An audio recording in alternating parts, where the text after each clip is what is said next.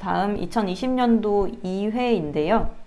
자, 이상기체 상태 방정식을 푸는 거, 이 산소의 부피를 구하는 거기 때문에 반응식을 구하고 V는 PM분의 WRT를 구하고, 자, 이때 주의할 거는 부피를 구하는 단위에 따라서 이 PM, WRT의 단위도 맞춰줘야 된다는 거고요. 자, 이때 아세틸렌이 이만큼 발생을 하는데 여기에서 한 번 더 나간 문제입니다. 자, 이 아세틸렌이 연소할 때 산소가 얼만큼 필요한지를 구하는 건데요.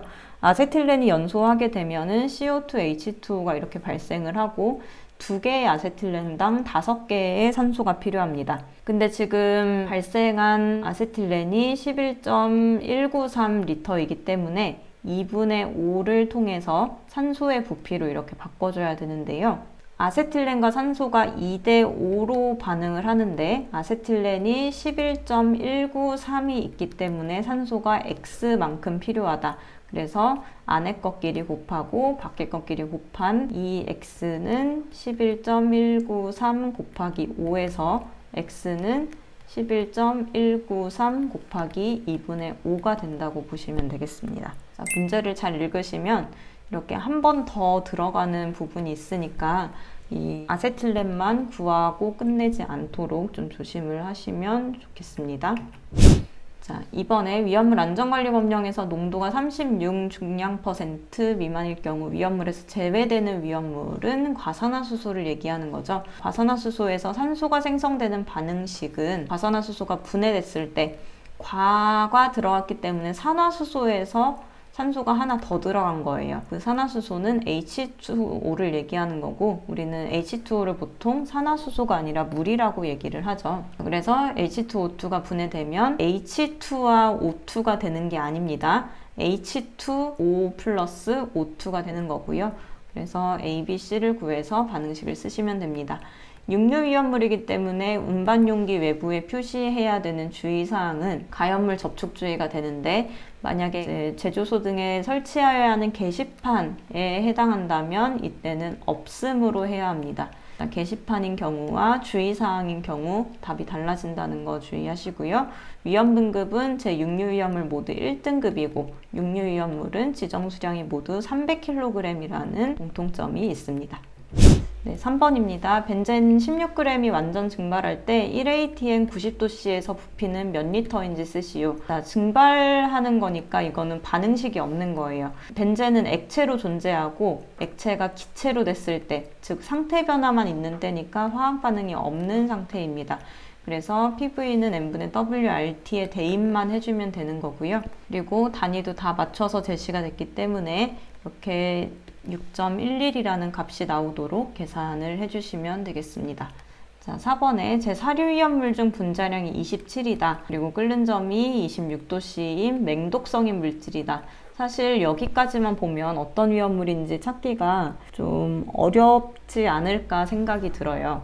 분자량이 27일 정도로 굉장히 분자량이 작은 물질은 이 시아나수소를 의미하는데 보통 시아나수소 설명을 할 때는 복숭아 향이 난다고 많이 설명을 합니다. 근데 이 힌트가 없어서 시아나수소를 찾기가 조금 어려울 수 있지만 복숭아 향이 나는 맹독성인 물질 그리고 분자량이 27이라는 거 이거를 힌트로 보시면 되겠습니다. 화학식은 시아나수소 HCN으로 쓰고요. 증기비중은 29분의 HCN이기 때문에 H를 1, C를 12, N을 14로 나서 이렇게 소수 셋째 자리에서 둘째 자리로 쓰게 됩니다. 증기비중의 경우에는 단위가 없으니까 증기비중에 뭐 그램 퍼 리터라던가 이런 거를 쓰지 않도록 하시기 바랍니다.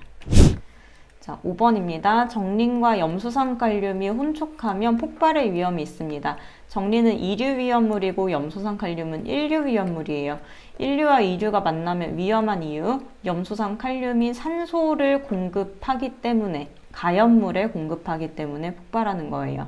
그래서 이거를 이제 반응식으로 나타내게 되면 자, 염소산칼륨은 분해돼서 산소를 발생합니다. 그래서 KClO3가 분해돼서 KCl하고 O2가 나오게 되죠. 그리고 이 O2가 인하고 만나게 되면 P 플러스 O2라서 P2O5가 된다고 보시면 될 것 같아요. 염소산 칼륨이 분해되는 게 먼저, 그 다음에 분해된 산소가 인하고 반응하는 거, 그게 합쳐진 게 이 반응식이라고 보시면 되겠습니다.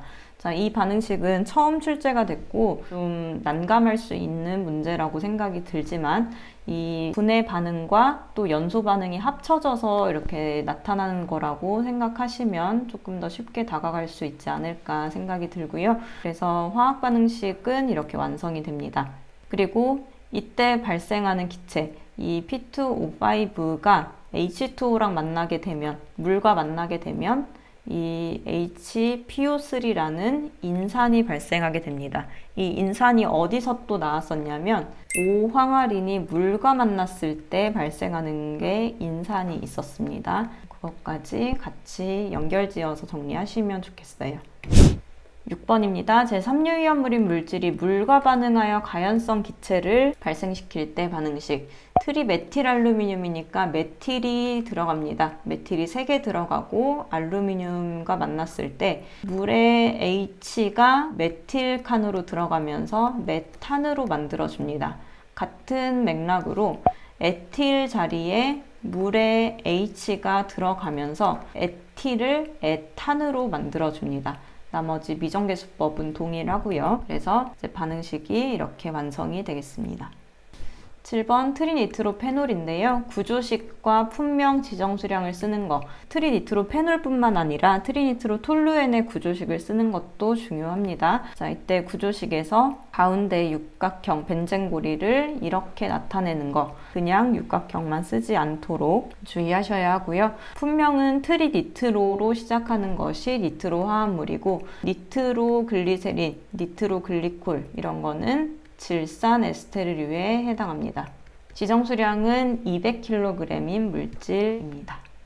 자, 8번 다음 물질이 열분해해서 산소를 발생한다. 전부 다 인류위험물이라는 거죠.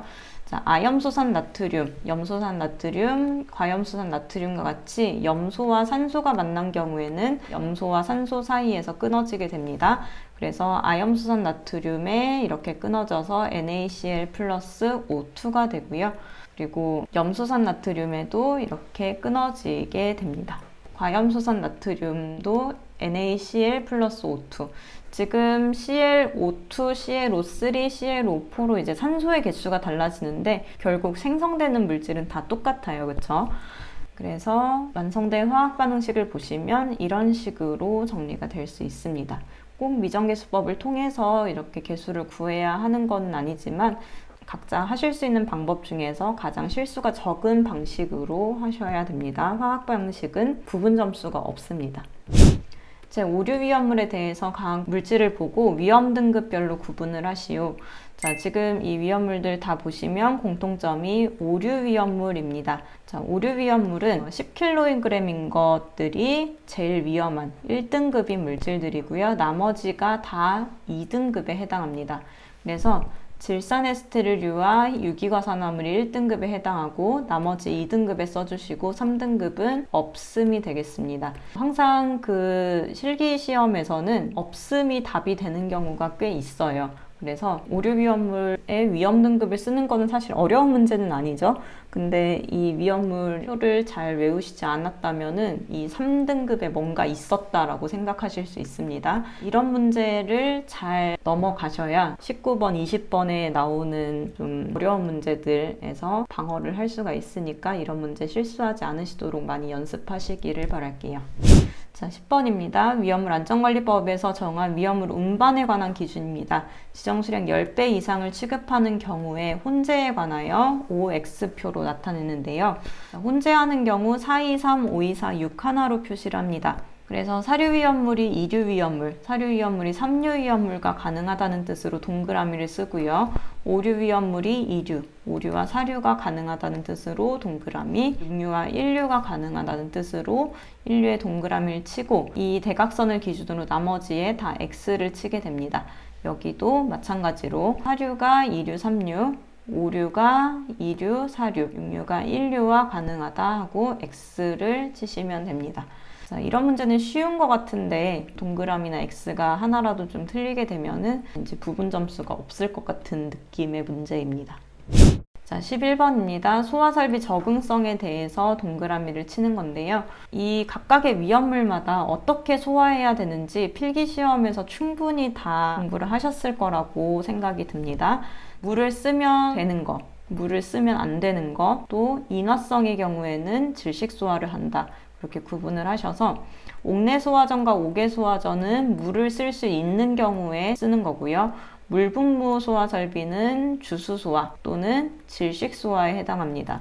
포소화설비도 주수소화, 질식소화의 기능이 있는, 효과가 있는 소화설비고, 불활성가스 소화설비는 질식소화에 해당하는 물질, 그리고 할로겐 화합물 소화설비는 억제소화에 해당하는데, 억제소화 사용할 수 있는 거는 질식소화를 할 수 있는 경우에 모두 사용할 수 있습니다. 그래서 인류위험물의 알칼리 금속의 과산화물은 주수 금지이기 때문에 탄산수소, 염류 분말소화약제, 마른 모래, 팽창질소, 팽창진주암 등으로 하게 되는데, 그래서 주수 금지에 해당하는 알칼리 금속의 과산화물, 그리고 철분, 금속분, 마그네슘, 금수성 물질은 이 안에서 가능한 게 없습니다. 그리고 질식에 해당하는 것은 인화성 고체 또는 인화성 액체가 가능하기 때문에 물은 안 되고 질식에 해당하는 것들은 가능합니다. 먼저 되는 것부터 이렇게 써주시고, 그리고 나머지 것들은 다 물을 쓸 수 있는 것들입니다. 그래서 물을 쓸 수 있는 것들 이렇게 표시를 해주는데, 인화성 고체는 인화성이 들어감에도 불구하고 물도 돼요. 주수소화도 되고 질식소화도 되고. 왜 그러냐면 인화성 액체가 비중이 1보다 작기 때문에 물 위에 떠서 이제 물을 뿌리면 안 되는 거지만, 인화성 고체는 물에 가라앉기 때문에 물을 뿌려도 질식 효과가 있습니다. 그리고 나머지 것들 물 쓸 수 있으니까 물에 동그라미를 쳐주고, 제3유위험물의 금수성 물질의 그 밖의 것은 자연 발화성 물질, 황린에 해당하는 거죠. 물과 닿을 수 있는 것들이니까 이렇게 써주시고, 오류위험물, 물과 가능한 것, 그리고 육류위험물도 물로 소화할 수 있는 것들 이렇게 표시하시면 다음 페이지에서 이렇게 확인을 하실 수 있습니다. 그래서 인화성 고체는 물도 가능하다는 거 확인하시면 되겠고요. 12번에 사료위험물인 아세트알데히드에 대해서 옥액 저장 탱크 중 압력 탱크가 아닌 경우의 저장소의 온도, 또는 압력 탱크인 경우 저장소의 온도, 이거는 계속 출제가 되고 있는 부분이죠. 압력 탱크가 아닌 경우에는 산화프로필렌과 디에틸에테르는 30도씨 이하, 그리고 아세트알데히드는 15도씨 이하로 해야 하고요. 압력 탱크에 저장하는 경우에는 다 40도씨로 해야 합니다. 압력이 있는 경우가 조금 더 안전한 거고, 압력 탱크가 아닌 경우에는 온도에 더 민감하기 때문에 더 낮은 온도로 유지를 해야 된다라고 이해를 하시면 되겠습니다. 그리고 위험도를 구할 때 이렇게 연소 범위가 주어지는 경우도 있지만 이 연소 범위가 안 주어질 수도 있어요. 그래서 아세트알데히드의 연소 범위는 4.1에서 57%이다. 이것도 알고 계시는 게 좋을 것 같아요. 그리고 위험도를 구하는 공식은 작은 것 분의 높은 것 빼기 작은 것 이렇게 되고, 계산을 해서 단위가 없다는 것도 체크를 하시기 바랍니다. 아세트알데히드가 공기 중에서 산화한다. 산화한다는 거는 산소를 만나거나 수소를 잃거나 이렇게 되는데요. 아세트알데히드가 산소가 추가되면 아세트산이 되죠. 그리고 아세트알데히드 전에는 에탄올에서 수소 2개를 잃으면서 아세트알데히드가 됩니다. 그러면 메탄올의 경우에는 산화됐을 때 포름알데히드를 만들고, 그 포름알데히드는 산화돼서 포름산이 되게 됩니다. 알코올의 산화 또는 환원 과정, 산화가 반대로 가면 환원이죠. 산화 환원 과정은 충분히 또 출제가 될 수 있는 부분이니까 이 해설까지 같이 정리를 해 두셔야 되고요.